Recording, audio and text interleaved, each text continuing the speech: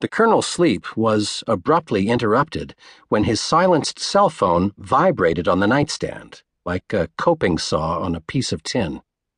His conscious mind rose through the thick waves of REM sleep, just enough to guide his hand to the phone and shut it off. Gratefully, the practiced maneuver spared him any significant mental effort, and he was able to slip back down into the depths of perfect slumber, noting the faint breeze beating gently on his face from an overhead fan. Then his cell phone rang. Pain furrowed his angular face. Once again, his mind had been dragged into semi-consciousness, but now it was attended by a splitting headache. He'd been robbed of precious sleep. Rage flooded over him. Who the hell is calling? He forced his heavy eyes open. It suddenly occurred to him that it wasn't possible for the phone to be ringing like this. He'd put it on silent, as always, just moments before he lay down, and when it vibrated earlier, he'd silenced it again. Strange. Moy rolled over and snagged the phone off of the nightstand. The number read unknown. That was stranger still. Only 2 people had the number to this particular phone, and they were both well known to him.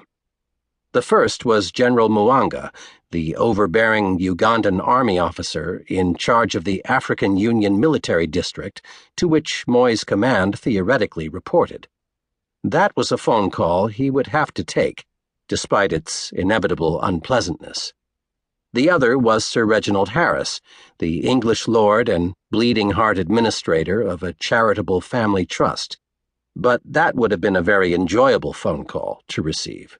Harris would have rung him up only if he was ready to pay the additional security fees Colonel Moy demanded in order to release the shipment of corn-soya blend, CSB, the trust had shipped to Mogadishu 2 weeks ago.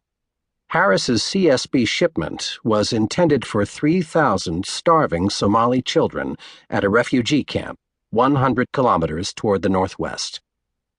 Colonel Moy's compound was strategically located in one of the least inhabited suburbs of Somalia's capital city.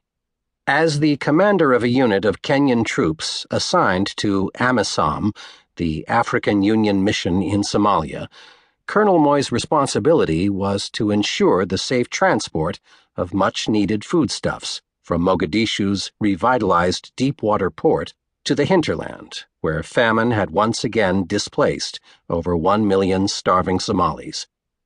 The Islamist al-Shabaab militia had re-infiltrated Mogadishu recently, despite the best efforts of the African Union forces that battled against them in an attempt to give the Somali Transitional Federal Government time to re-establish functioning democratic institutions in the world's most infamous failed state. At the moment, the Shabaab militia posed the greatest threat to the safe delivery of food. But not in Moy's sector. His command had completely cowed the Shabaab thanks to Moy's aggressive tactics. Or at least, that's what Colonel Moy reported to the Western aid organizations that coordinated deliveries through him. Moy cultivated the extremely profitable fiction for naive outsiders.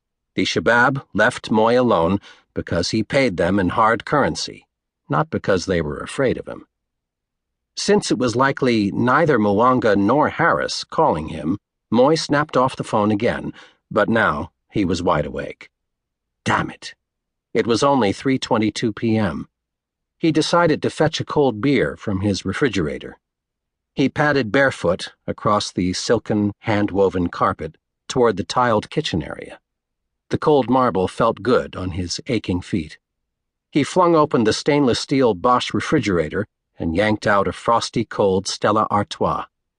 As he was twisting off the bottle cap, the phone rang again. He took a long swig and marched back over to the phone, slamming the glass bottle down on the nightstand. With any luck, he'd have the fool on the other end of the line in chains before nightfall, and a 12-volt car battery clamped onto his balls. Moy snatched up the ringing phone. "Who is this?" As an educated Kenyan, Moy spoke excellent, though heavily accented English. Like many Africans, he was conversant, if not fluent, in several tribal languages.